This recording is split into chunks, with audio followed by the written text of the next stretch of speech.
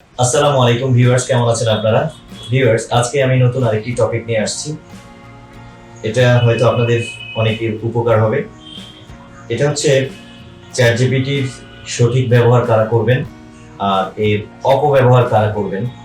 আমি আজকে এটার মধ্যে একটু পার্থক্যটা তুলে ধরবো।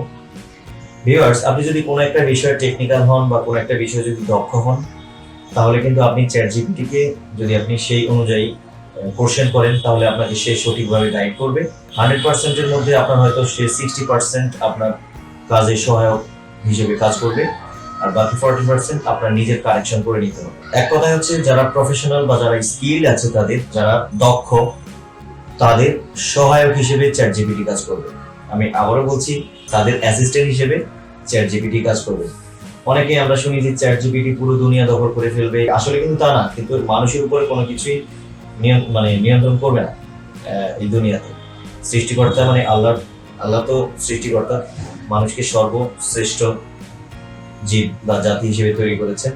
মানুষের নিয়ন্ত্রণেই কিন্তু আপনার অন্যান্য আদার্স টেকনোলজিগুলো চলবে, এটা মাথায় রাখতে হবে। কারণ আপনি যখন দক্ষ হবেন, তখন আপনি যেই সাবজেক্ট বা টাইটেল থাকবে, ওই টাইটেল অনুযায়ী যখন আপনি চ্যাটজিপিটিকে কোশ্চেন করবেন, সে আপনাকে ভুল উত্তর দেওয়ার চেষ্টা করবে না, আপনাকে অন্তত 70 বা 60% কারেক্ট করে দেওয়ার চেষ্টা করবে। ওখান থেকেও আপনাকে বাকিটা মডিফাই করে 100% করে নিতে হবে। কারণ আপনি একজন দক্ষ, সেই কারণে তার ভুলগুলো বা কি কি প্রবলেম আছে সেগুলো আপনি ধরতে পারবেন। আর যারা দক্ষ না, তারা যদি চ্যাটজিপিটির সাথে কোনো ধরনের কনভারসেশন করে বা আপনার কাজ নিয়ে যখন তারা জাজমেন্ট করতে চায়, তখন চ্যাটজিপিটির হেল্প নিতে চায়। কারণ তাদের মূল প্রবলেমটা হচ্ছে তারা চ্যাটজিপিটিকে সঠিক কোশ্চেনটা বলতে পারবে না বা লিখতে পারবে না। সঠিক অ্যান্সারটা যদি তারা রাইট না করতে পারে, তখন চ্যাটজিপিটি সে তার নিজের মতো করে একটা অ্যান্সার দিয়ে দেবে।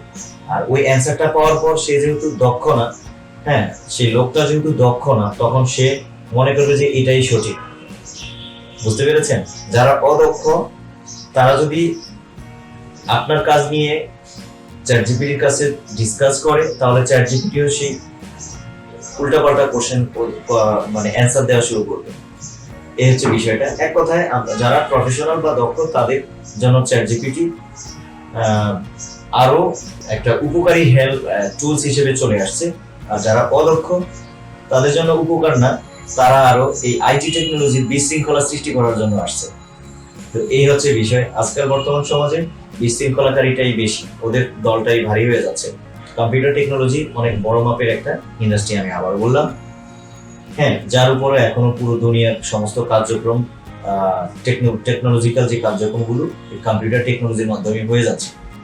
এটা নিয়ে থিসিস, রিসার্চ সবকিছু হচ্ছে।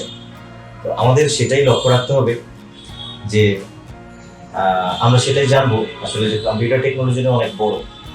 ধরুন একজন গার্মেন্টস ব্যবসায়ী বা কোনো অন্য আদার্স সেক্টরের কর্পোরেট ব্যবসায়ী আইটি বিজনেসে লস খেয়ে এসে কম্পিউটার টেকনোলজিতে ঢুকে গেল, এখানে বিজনেস স্টার্ট করলো, মনে করলো যে না, ইন ফিউচারে তো এটাই টিকে থাকতেছে বা এটার ফিউচার ভালো, তো এটাতেই নিজের ক্যারিয়ার, নিজের বিজনেস এটাতেই সাফল্য সাকসেস করার চেষ্টা করে। তখন দেখা গেছে কি, তখন তারা না জেনে না শুনে তখন আপনার ওই কোম্পানি খুলে ফেলে। তখনই তারা আসলে এই বিশৃঙ্খলা সৃষ্টি করে।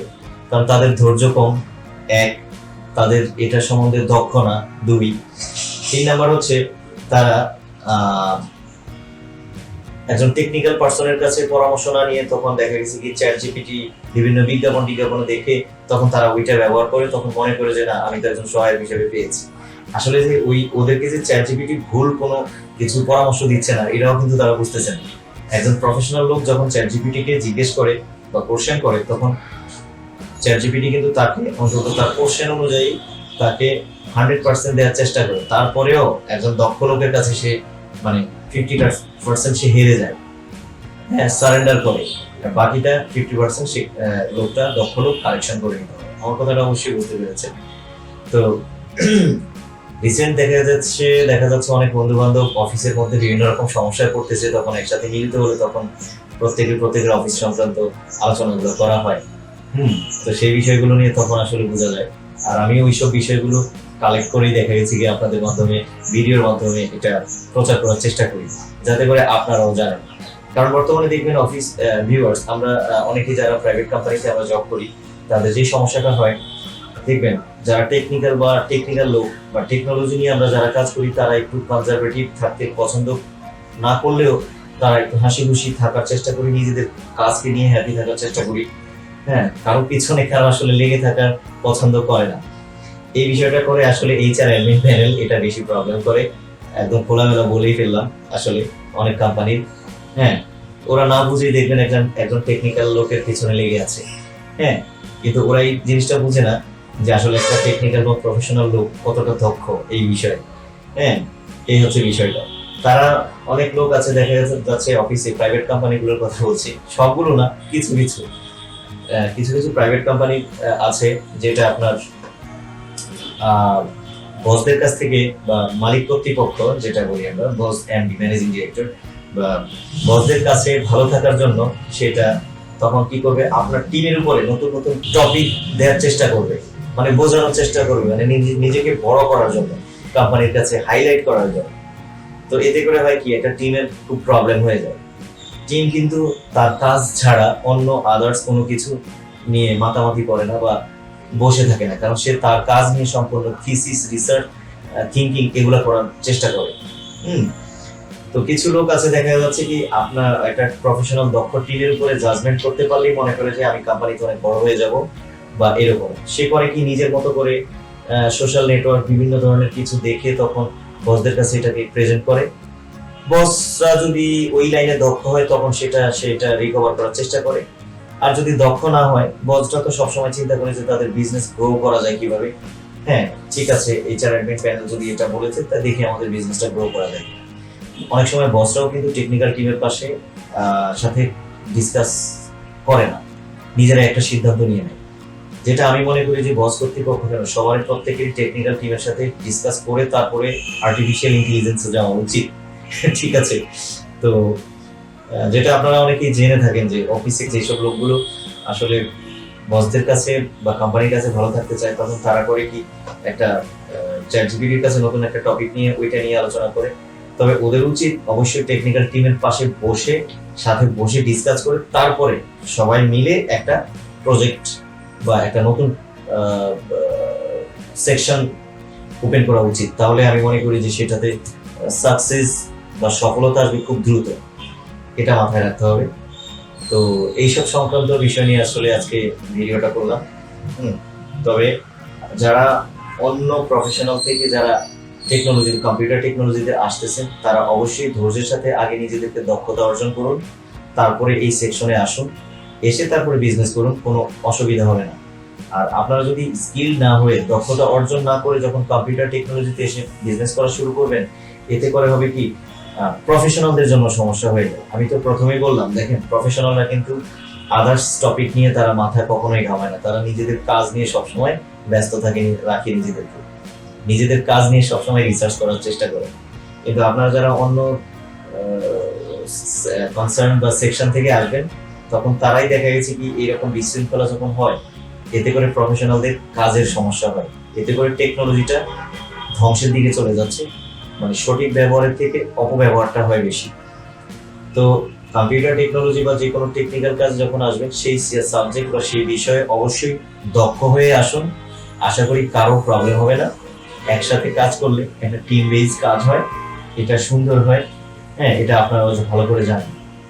হ্যাঁ, তো আজকের ভিডিও নিয়ে এটাই কথা হচ্ছে যে কারা চ্যাটজিপিটি মানে আর্টিফিশিয়াল ইন্টেলিজেন্স, কারণ বিশ্ব এখন আর্টিফিশিয়াল ইন্টেলিজেন্সের হাতে চলেই গেছে বা সামনে যাবে।